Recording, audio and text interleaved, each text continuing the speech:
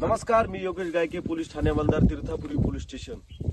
या ठिकाणी मी सर्व असणारे शेतकरी मित्रांना या ठिकाणी महत्त्वाची असणारी माहिती देत आहे.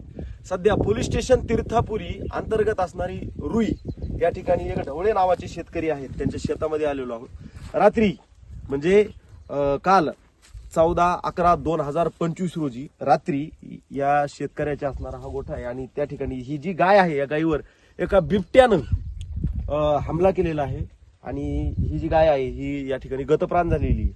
तर इथं फॉरेस्टचे असणारे जे अधिकारी आहेत आणि गावातले शेतकरी आहेत ते सुद्धा उपस्थित आहेत.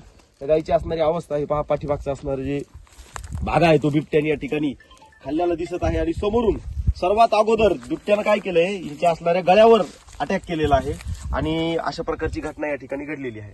तर सर्व जे शेतकरी वृंद आहेत त्यांना मी या ठिकाणी सूचित करतो, विशेषतः गोदावरी काठावरील आणि ऊसाचे असणारे जे क्षेत्र आहेत, तर ऊसाच्या क्षेत्रामध्ये ज्यावेळेस आपण ऊसतोड करत असतो त्यावेळेस कुठेतरी त्या ऊसामध्ये ते असणारे जे बिबटे आहे, वाघ आहे, तर ते तिथं वास्तव्यात असतात. कारण जंगलतोड झाल्यामुळं ते अशा ऊसाच्या ठिकाणी ते लपलेले असतात. मग ऊसतोड केल्यानंतर कुठेतरी त्या अस्वस्थ होतात आणि बाहेर पडतात. मग अशा असणारे जे जनावर आहेत, माणसं आहेत, त्याच्यावरती अटॅक करतात, हमला करतात.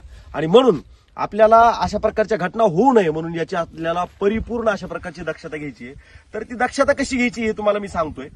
वाघ जो आहे किंवा बिबट्या जो आहे तो सर्वात अगोदर जाळाला जास्त भीत असतो.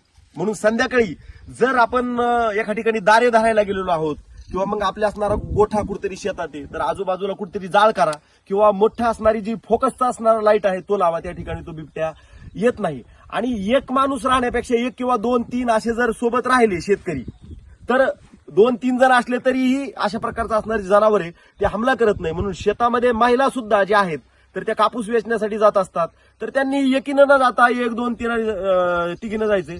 आणि रस्त्याने ज्यावेळेस आपण मोटरसायकल वगैरे रात्री चालवतो, दारे धरण्यासाठी जातो, त्यावेळेस कुठेही एकाने कुठं लगीव करण्यासाठी न थांबता कुठे एका व्यवस्थित आणि सुरक्षित ठिकाणीच थांबायचं आहे.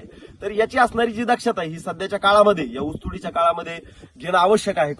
कारण अशा प्रकारच्या घटना घडत असताना दिसतात.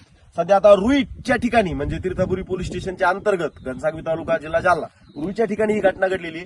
पाठीमागं तुमचे जे वडीगोदरी आहे तर तिथं सुद्धा बिबट्या हा प्रत्यक्ष एका शेतकऱ्याला दिसलाय. म्हणून या ठिकाणी फॉरेस्टचे असणारे जे अधिकारी आहेत ते सुद्धा उपस्थित आहेत.